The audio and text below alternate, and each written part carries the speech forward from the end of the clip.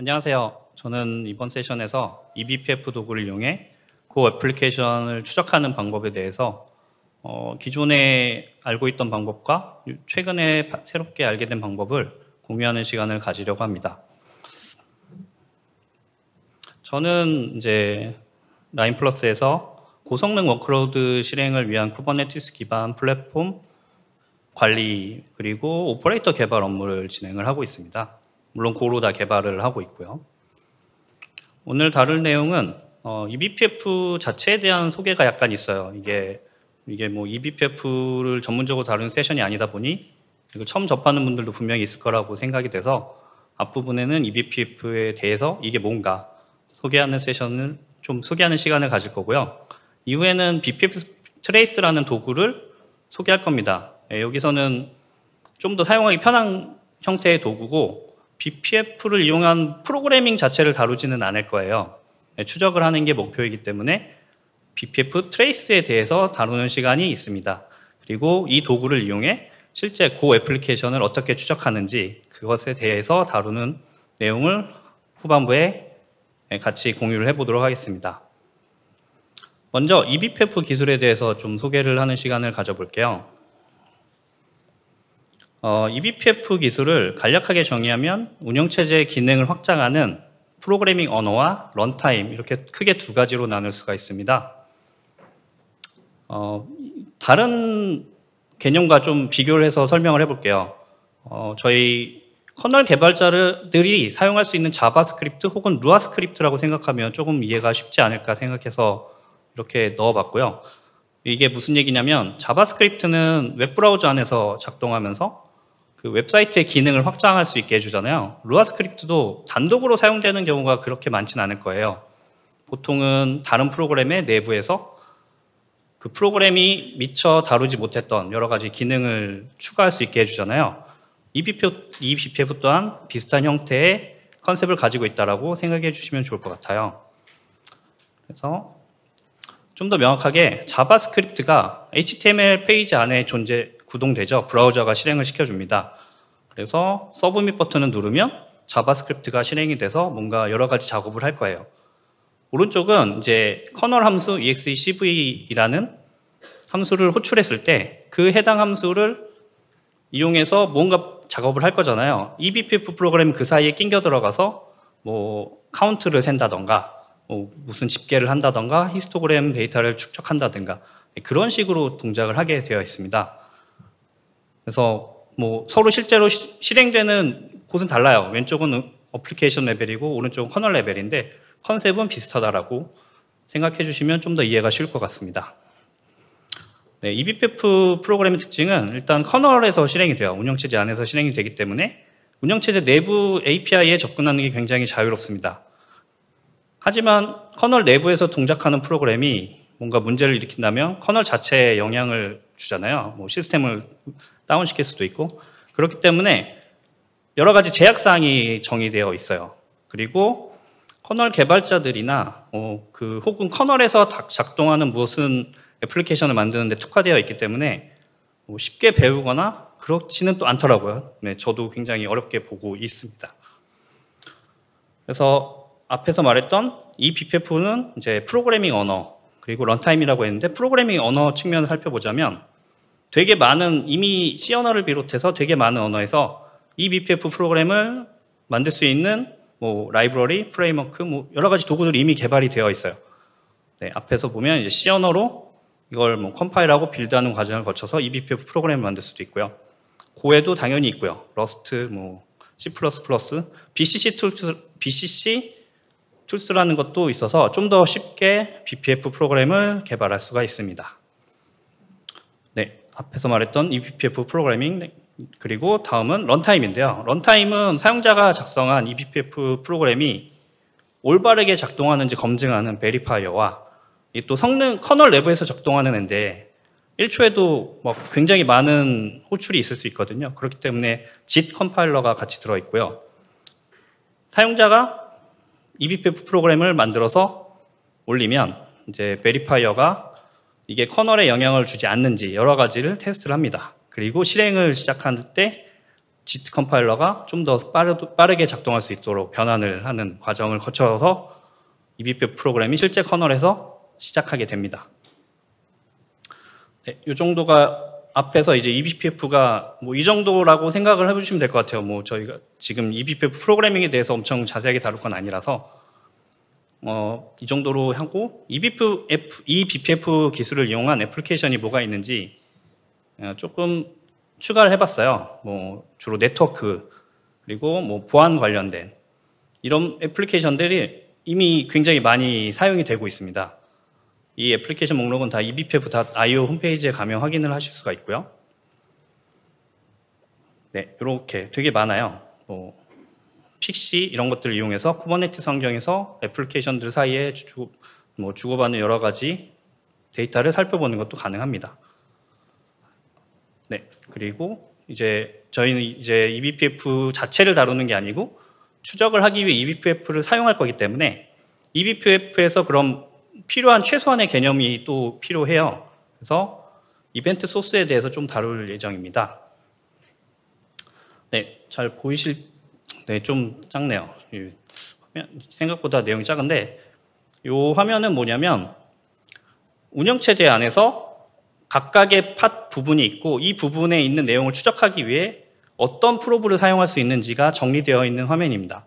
이거 BPF 트레이스 저장소에 가면 이 내용을 확인하실 수가 있어요. 그래서 동적 추적과 정적 추적이 있는데 오늘 여기에서는 동적 추적을 다룹니다. 이 구분이 뭐냐면 그거에 대해서는 동적 추적은 내가 원하는 함수를 임의대로 추적할 수 있게 해주는 방식이고요. 정적 추적은 이미 이 추적할 수 있는 포인트가 다 정의가 되어 있어요. 그래서 내가 특정한 포인트를 추적하겠다 그랬을 때 정적 추정을 이용해서 거의 커널 버전이 동일하다면 뭐 원하는 결과를 쉽게 얻을 수가 있죠. 그리고 앞에 U와 K가 붙어 있는데 U가 붙은 프로브는 사용자 레벨 애플리케이션을 추적하는 데 사용되는 프로브들이고요. K가 문자가 붙은 프로브는 커널 내부에서 호출되는 API 함수를 추적하는 데 사용합니다. 네, 그래서 이제 K 프로브와 U 프로브에 대해서 얘기를 할 텐데 이걸 뭐 다 이해를 하실 필요는 없고요. 그러니까 BPF를 이용해서 뭔가 추적을 할 때 이벤트가 발생하면 프로그램이 실행이 돼요. 이때 발생되는 이벤트의 종류를 이제 좀 나열을 해서 설명을 하는 거예요. 왜냐하면 뒤에 계속 이것들을 사용할 건데 어느 정도는 뭐 모르시는 분들도 있었을 거니까 간단하게 언급을 하면 K 프로브는 커널 내부를 추적할 때 사용하고 U 프로브는 커널 사용자 레벨 애플리케이션을 추적할 때, 그리고 K 프로브와 K 리턴 프로브에 함수 이름 같은 걸 지정을 하면 커널 내부에서 그 함수가 호출될 때마다 거기에 연결되어 있는 BPF 프로그램이 실행이 돼서 뭔가 작업을 해요. U 프로브와 U 리턴 프로브를 이용할 때도 똑같습니다. 사용자 레벨 애플리케이션이 실행이 돼서 특정한 함수를 호출하면 이 BPF 프로그램이 호출이 돼서 뭐 여러 가지 작업을 할 거예요. 뭐 카운팅을 한다던가, 뭐 예를 들자면 파일 IO에서 리드하는 바이트의 수가 어느 뭐 히스토그램으로 출력을 한다던가 합을 찾을 수도 있고요. 혹은 에러가 발생했을 때 어떤 파일 이름에서 어떤 파일을 열 때 에러가 발생했는지 추적하는 등의 여러 가지 작업을 할 수가 있습니다. 그리고 트레이스 포인트는 아까 말했던 정적 프로브의 한 종류로 이미 커널 내부에 되게 많은 포인트들이 다 정해져 있어요. 그 K 트레이스 포인트 이름을 이용해서 내가 원하는 BPF 프로그램을 실행되도록 지정할 수가 있습니다. USDT는 사용자 프로그램 안에 정적으로 설정되어 있는 이벤트를 얘기하는데 뭐 자바나 이런 것들에 좀 살펴보시면 USDT, 자바 이런 걸로 검색을 해보거나 문서를 살펴보시면 이미 어느 정도 다 설정이 되어 있습니다. 개발자들이 이 정도는 좀 문제가 생겼을 때 살펴보면 좋겠다 해서 미리 설정을 다 해놨고 기본적으로는 대부분 비활성화가 되어 있어요. 왜냐하면 굉장히 많이 호출될 수 있기 때문에 성능에 큰 영향을 줍니다. 대부분이. 그래서 필요할 때만 활성화시켜서 추적을 하는 데 사용할 수 있습니다. 네, 잠시만요.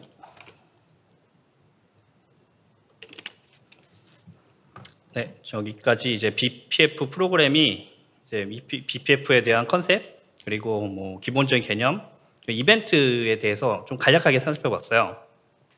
네, 이 내용들은 eBPF 관련된 뭐 다른 문서나 혹은 다른 세션들을 살펴보시면 좀 더 많은 내용을 보실 수가 있고, eBPF 프로그래밍에 대해서도 살펴보시면 이제 실제 프로그램을 어떻게 작성하고 이 프로그램이 어떤 식으로 동작할 수 있게, 그리고 사용자 애플리케이션과 어떻게 상호작용하게 할 수 있는지 그런 것들에 대한 정보를 얻을 수가 있습니다.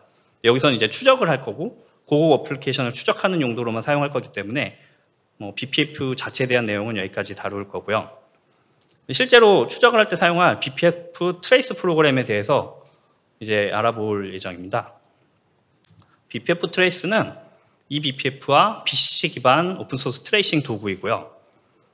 자체적으로 프로그래밍 언어를 가지고 있어요. 그래서 BPF 트레이스가 해석할 수 있는 언어 형태로 내가 뭔가 BPF 프로그램을 작성하면 BPF 트레이스가 실제 BPF 그 커널에서 해석할 수 있는 BPF 프로그램으로 변환을 해서 커널 내부에 심어줍니다. 네, 그렇게 되면 내가 원하는 함수 호출이 발생할 때마다 이 프로그램이 호출이 되죠. 당연히 kprobe, uprobe, tracepoint, usdt 등 다양한 이벤트 소스를 사용할 수가 있고요.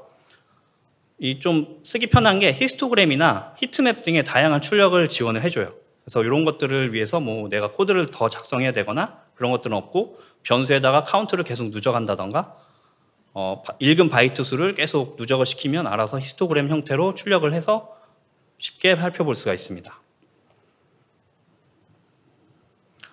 BPF 트레이스의 구조를 이제 좀 내부를 조금만 살펴볼게요.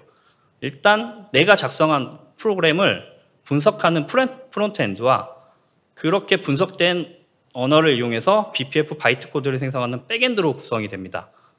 네, 뭐 렉스 야크를 이용해서 토큰을 다 쪼갠 다음에 그 쪼개진 토큰을 이용해서 LLVM 이제 IR을 이용해서 쭉 빌드 단계를 거치면 BPF 바이트 코드가 튀어나오는 구조예요. 이게 사실 생각보다 되게 들어간 기술들은 많은데, 일단 사용하는 저희들 입장에선 그렇게 어렵진 않습니다. 그냥 BPF 트레이스에서 제공하는 언어 자체가 복잡하지가 않고 약간 추적에 특화되어 있어요. 특정한 이벤트를 지정하고 이벤트가 발생했을 때 어떤 프로그램을 실행시킬지를 정의하도록 약간 기존의 프로그래밍 방식을 추적에 특화해서 좀 더 쓰기 편하게 해줬기 때문에 저는 처음에는 조금 어려웠는데 좀 사용하다 보면 굉장히 쓰기 편하다라는 걸 느꼈습니다. 그리고 BPF 트레이스 저장소에 가보시면 이미 이걸로 개발해둔 되게 많은 도구가 있어요. 툴스라는 디렉토리가 있고 그 안에 가보시면 이제 BT라는 확장자를 가진 스크립트가 이미 엄청 많고요. 이름을 보시면 대부분 유추하실 수 있을 텐데, 뭐 여기서는 이제 exec snoop.bt라는 파일을 예로 들었는데, 이 BPF 트레이스 프로그램을 실행하면 exec 호출이 일어날 때마다 화면에 계속 출력이 됩니다. 어떤 프로그램이 exec 함수를 커널 API로 호출했는지 계속 볼 수가 있어요. 쭉 띄워놓으면. 이런 종류로 되게 많습니다.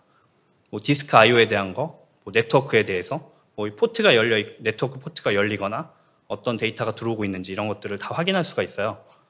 네, 이런 것들을 이용하시면 뭐 프로그램을 하나도 작성하시지 않고도 뭐 원하는 모니터링을 할 수 있을 거라고 생각합니다. 네, 문법을 좀 살펴볼게요. 문법은 이제 BPF 프로브 그리고 필터 액션 형태인데, 프로브는 앞에서 살펴봤던 뭐 kprobe, uprobe 이런 걸 지정을 하고, 식별자는 프로브 타입에서 따라 약간 의존적인데, 커널 API는 사실 바이너리에 대한 게 없잖아요. 그래서 커널 API를 추적하고 싶을 때 kprobe 커널 함수 이름을 지정하면 되고요. uprobe는 사용자 애플리케이션이잖아요. 그래서 바이너리 패스를 지정하는 게 필요합니다. 네, 그렇게 해서 프로브를 지정하면 이 프로브가 호출될 때마다 제가 작성한 BPF 프로그램이 실행이 되는 거예요. 필터는 이제 주로 어떤 식으로 사용하냐면, 뭐 특정 프로세스를 제한을 하고 싶을 때, 네, 사용자 레벨 애플리케이션을 이제 추적을 하고 싶은데 되게 많은 프로세스가 떠 있을 수 있잖아요. 여러 개가 이미. 네, 그 중에 하나의 프로세스만을 보고 싶다라고 하면 뭐 불리언식을 넣을 수가 있습니다. 여기 이제 PID가 보이는데 이거 뒤에서 다룰 거고요. 그리고 BPF 트레이스에서는 기본적인 정보를 내장 변수로 다 제공을 해줘요. 이걸 이용해서 다 접근은 다 사용 볼 수가 있습니다. 뭐 프로세스 아이디, 뭐 커맨드, 명령, 그리고 나노세컨드 이런 것들은 현재 타임스탬프이고요. 커런트 태스크 변수는 구조체를 지원하는데 이건 이제 형 변환을 해서 사용하는 것이 필요하고 뒤에서 이제 요거에 대해서 좀 더 심화된 내용을 다룰 예정이라 계속 보시면 내용이 나올 겁니다. 그리고 뭐 임시 변수, 스크래치 변수라고 하는데 달러 사인을 붙여가지고 변수를 지정하고 거기에 임의의 값을 넣을 수가 있어요. 뭐 G 변수에다가 커런트 태스크 내장 변수에 있는 값을 태스크 스트럭트 구조체로 변환해서 지정을 하고 이 안에 있는 필드에 접근해 원하는 값을 가져올 수가 있습니다. 그리고 이제 맵 변수라는 게 지원이 되는데 이게 되게 편해요. 그래서 맵에다가 데이터를 막 집어넣고 나중에 가져다가 비교할 수도 있고 데이터를 출력할 수도 있고 맵에 대해서 좀 더 자세히 다루면 이제 카운트, 개수를 세는 것을 목적으로 할 때 맵 변수를 사용할 수가 있어요. 카운트라는 것을 이용해서 지정을 하면 나중에 이 추적이 끝났을 때 몇 번의 호출이 있었는지 혹은 저 카운트가 몇이었는지 다 출력을 해줍니다. 뭐 히스트는 히스토그램을 출력할 때 사용하고요. 그 다음에 딜리트 함수를 이용해서 더 이상 사용하지 않는 맵 변수 안에 있는 키를 지울 수가 있어요. 이게 약간 중요한 게 이 BPF 트레이스로 작성한 프로그램은 프로그램이 종료될 때 생성해둔 모든 맵에 있는 변수를 다 화면에 출력을 해줘요. 카운트면 카운트, 히스토그램이면 히스토그램 형태로 다 출력을 해주는데 중간에 이제 중간 집계형으로 사용한 변수들은 삭제를 해줘야 좀 더 출력 결과를 알아보기가 쉽습니다. 그래서 삭제하는 게 좀 필요하고요. 그리고 요것은 한 줄로 이렇게 작성을 할 수가 있어요. VFS read 커널 함수를 추적해서 읽은 바이트 수의 히스토그램을 출력을 하고 싶을 때 이렇게 한 줄을 작성하면 확인할 수가 있습니다. K-return 프롭을 이용해서 함수가 종료될 때 이 작성한 BPF 프로그램이 호출되고 이 안에서는 함수의 반환값을 가져오잖아요. 반환값을 히스토그램 형태로 계속 누적을 시키면 나중에 프로그램 종료할 때 각각의 버킷에 들어가 있는 수를 다 확인할 수 있도록 출력을 해줍니다. 이렇게 한 줄로 작성할 수가 있고 그래서 좀 더 다른 걸 보면 한 줄짜리를 이렇게 사용할 수가 있어요. 뭐 프로그램이 실행될 때 뭐 여러 가지 원하는 것들을 이렇게 사용해서 BPF 트레이스를 이용해 뭐 모니터링 할 때도 사용할 수 있고요. 뭔가 문제가 좀 생겼다 싶을 때 접속해가지고 어떤 게 문제를 일으키고 있는지 이런 것들을 확인하는데 BPF 트레이스를 이용할 수가 있습니다. 뭐 이것 자체가 쉬운 건 아니에요. 왜냐하면 저 추적할 프로브를 다 알아야 되니까 그 프로브들이 어떤 역할을 하고 얘를 통해 뭘 볼 수 있는지를 찾아보는 건 또 많은 시간과 노력이 필요한데 적어도 BPF 트레이스를 이용해서 그런 걸 알고 있을 때는 조금 쉽게 할 수 있다라는 것을 보여주는 내용이고요. 이제 실제로 고 애플리케이션을 추적을 할 건데 고 애플리케이션을 추적할 때 제약사항이 있습니다. 일단 new return probe를 사용할 수가 없어요. 이게 함수의 리턴 주소를 변경해서 추적을 이어가는 방식인데 고에서는 함수의 리턴 주소를 바꾸는 순간 크래시가 바로 떠서 안 되고요. 그다음에 BPF 트레이스로 스레드 아이디 사용하는데 저희 고에서는 고루틴을 주로 사용하잖아요. 이 고루틴은 스레드를 왔다 갔다 하면서 실행될 수 있기 때문에 내가 시작할 때 스레드 아이디를 이용해서 뭔가 작업을 하고 싶다 했지만 종료될 때 이 고루틴을 실행시켜주고 있는 스레드가 다를 수가 있어요. 그렇기 때문에 이 두 가지 문제가 계속 있었고 좀 저도 이걸 어떻게 하는지 좀 궁금했는데 이거를 이제 이 뒤에서 좀 다룰 예정입니다. 먼저 추적 대상이 될 고 애플리케이션을 보여드릴게요. 밑에가 잘렸는데 메인은 그냥 출력을 하는 겁니다. 푸 함수를 호출하고 푸에서는 발을 호출할 거예요. 그리고 함수가 너무 짧잖아요. 인라인화 되지 않도록 주석을 붙여뒀습니다. 노 인라인이라고. 그리고 푸와 바라는 함수가 호출될 때 인자를 확인하려고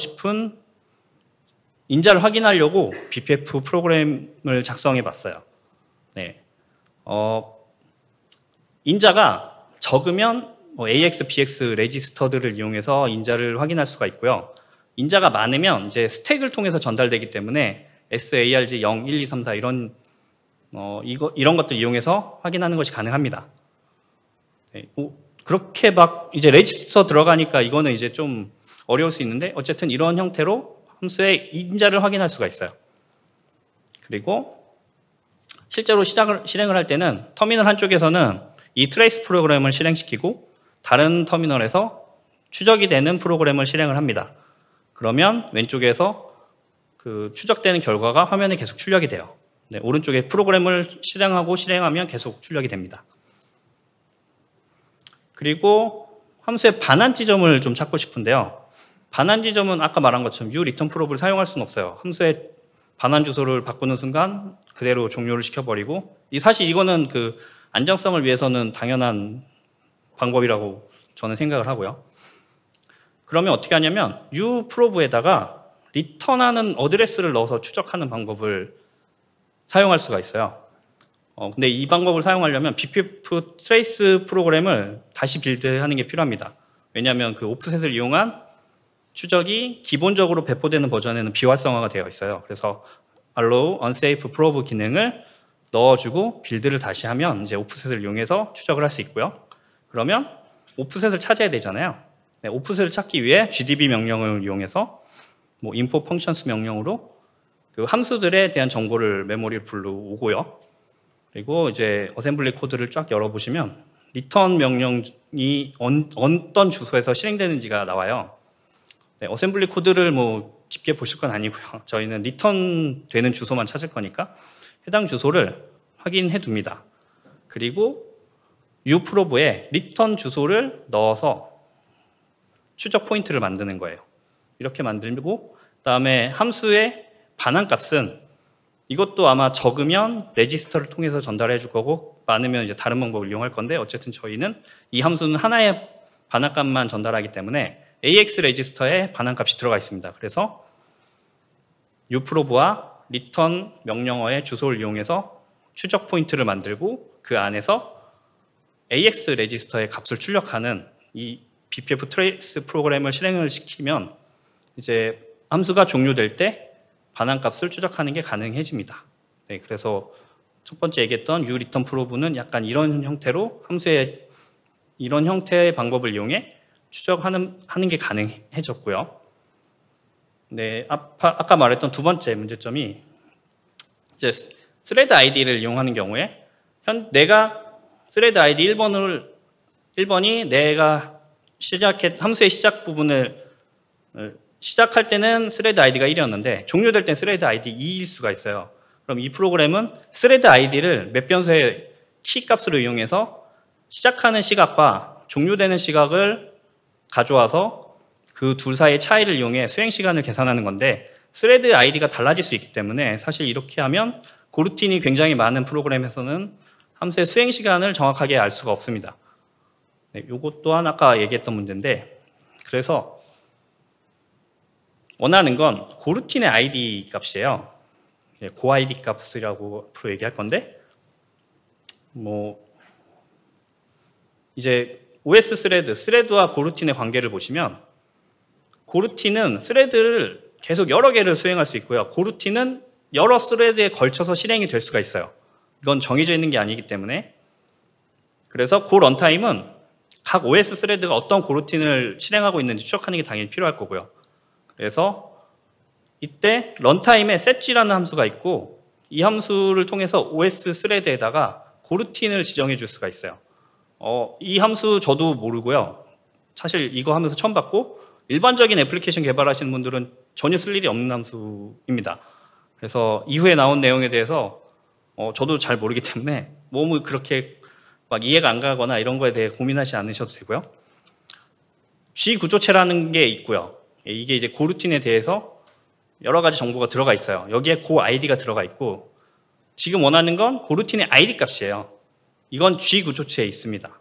그러면 여기서 이제 할 일은 uProbe 이벤트에서 G 구조체에 접근을 하고요. G 구조체에서 고 아이디를 가져오면 돼요. 근데 G 구조체에 접근하는 방법을 아직 모르고 그걸 안다 해도 또 고 아이디가 어디 있는지 다 알아야 되는 상황이고 이것을 이제 여러 가지 방법을 통해서 좀 찾아보겠습니다. setg라는 함수를 실제로 어셈블리어로 작성이 되어 있고요. 저렇게 되어 있는데 뭐 중요하진 않습니다. 여기선 일단 이 코드를 쭉 보면은 RBX 레지스터에 인자로 받은 런타임 그 G 포인터를 저장하는 부분이 있어요.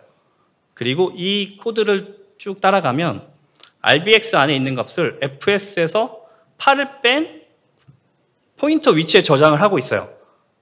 왜 그런 걸 하는지 저는 잘 모릅니다. 이 부분을 저는 연구한 적이 없기 때문에 어쨌든 FS에서 8을 뺀 FS 이제 프레임 뭐였더라? 잠시만요. FS 레지스터가 이제 앞에 있었는데 프레임 베이스였나? 아마 그랬을 거예요. 정확히. 어쨌든 FS라는 값에서 8을 뺀 위치에 포인터에다가 인자로 받았던 G 구조체를 저장을 합니다. 요거는 이제 그냥 코드를 쭉 정리를 한 거고요. 이 FS 레지스터는 스레드 로컬 저장 공간에 정보를 저장할 때 사용합니다. 그 스레드가 이제 왔다 갔다 하면서도 스레드 로컬이라는 공간에다가 자신에게 스레드에 이제 필요한 정보를 저장하는 공간이 있는데 이 정보는 pthread 구조체를 이용해 접근을 하는 게 가능해요. 그래서 current task가 아까 있었죠? 현재 실행 중인 태스크의 정보를 task struct로 변환을 하고요. 그 안에 fs base라는 속성이 있어요. 그리고 아까 setg 함수 내부 정확히는 모르겠지만 아무튼 그 정리를 한 걸 보면 fs base에서 8을 뺀 그 위치의 포인터에다가 런타임 G 구조체가 들어가 있는 걸 앞에서 봤어요. 그러니까 여기선 반대로 fs에다가 8을 빼고 거기에 다시 포인터를 입혀서 그 안에 들어가 있는 값을 가져오면 이게 아까 저희가 봤던 G 구조체라는 거죠. 사실 잘 이해가 안 가실 수도 있는데 저도 이게 되게 어려운 내용이라 어쨌든 이렇게 하면 G 구조체를 얻었는데 여기서 그 아이디는 또 어딘가 있을 거예요. 그 구조체 안에.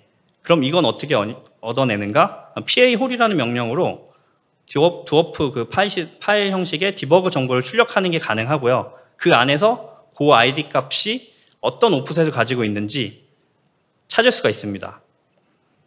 그래서 PA-홀이라는 명령을 실행을 하면 runtime.g라는 구조체 안에 그 아이디가 152 오프셋에 있다는 것을 확인할 수가 있어요. 요거는 지금 아마 대부분 리눅스 x86 시스템은 거의 동일할 거예요. 일단 제가 확인한 건 다 x86 시스템이었기 때문에 여기에서 그 아이디가 152 오프셋을 가지고 있어요. 그러면 저희가 처음에 얘기했던 G 구조체에 접근을 했고 G 구조체 안에서 152번째에 그 아이디 값이 있다는 걸 확인할 수 있었죠. 그러면 실제로 앞에 코드에 이어서 그 아이디 값을 가져옵니다. 앞에 G 구조체에다가 152를 더한 다음에 그 값에 포인터를 취해서 그 아이디를 가져오는 거예요. 사실 앞에가 다 이해가 안 갈 수가 있는데 어쨌든 그 아이디를 얻었습니다. 이 방법을 통해서. 그러면 아까 처음에 그 함수의 수행 시간을 얻었던 이 BPF 프로그램을 다시 그 아이디를 이용한 형태로 만들 수가 있고 함수의 진입 지점에 start라는 맵 변수에다가 키를 tid가 아닌 저희가 계산한 그 id 값으로 하고 거기에 현재 시각을 기록하는 거예요. 이렇게 기록을 하고 종료될 때 해당 그 id가 없으면 일단 뭐 뭔가 문제가 있었겠지만 어쨌든 그걸 제외하고 그 id가 있다면 현재 시각과 저장되어 있는 시각을 이용해서 두 사이 차를 구해 함수가 실제 수행된 시간을 계산을 합니다. 그래서 화면에 출력을 하고요. 그래서 이것을 실행을 하면 왼쪽에 함수의 그 함수 종료 값과 함수가 수행될 때 얼마나 긴 시간이 걸렸는지를 출력할 수가 있고요. 이렇게까지 해서 첫 번째, 두 번째 제약사항을 해결을 하고 BPF 트레이스를 이용해 그 어플리케이션을 추적하는 방법이 나왔습니다. 뭐 실제로 사용할 수 있을지는 저도 아직 실제로 실전에 사용해 본 적은 없는데 이 내용 자체는 다른 분이 이미 본인이 직접 애플리케이션을 디버깅을 할 때 사용했던 방식들이라서 참고 자료에 이 내용이 더 있습니다. 어쨌든 네, 그래서 여기까지가 이제 그 제가 준비했던 내용이고 결론을 이제 좀 정리를 하자면 eBPF 도구를 이용해서 프로그램 함수를 추적하는 게 가능하고 그 애플리케이션은 약간의 제약사항이 있었기 때문에 이제 uReturnProbe나 kReturnProbe를 사용하는 게 어려웠고 그 대신에 uProbe와 kProbe의 그 오프셋 방식을 이용해서 종료 시점을 잡아내는 게 가능하고 그리고 고루틴 아이디의 값을 찾아서 스레드 아이디가 아닌 좀 더 정확하고 정교한 목적으로 사용을 할 수 있겠다라는 내용입니다. 그리고 참고 자료를 보시면 이미 제가 설명했던 내용들이 되게 잘 나와 있어요. 심지어 첫 번째를 보시면 여기에 더해서 고루틴의 생성 부분을 다시 추적을 해서 고루틴이 생성되고 종료되지 않는 그런 것까지 다 찾아내는 것까지 나옵니다. 네. 근데 그것까지 하려면 그럴 건 아닌 것 같고요. 네, 그래서 참고 자료도 한번 보시면 좀 더 깊이 있는 eBPF 트레이스의 사용법 내지는 BPF를 이용한 추적 방식에 대해서 되게 굉장히 많은 것을 얻을 수 있을 거라고 확신합니다. 네. 네, 여기까지 발표를 하고 Q&A를 좀 받아보겠습니다. 네, 큰 박수로 마지막에 감사의 말씀 표현하면 좋겠습니다. 감사합니다.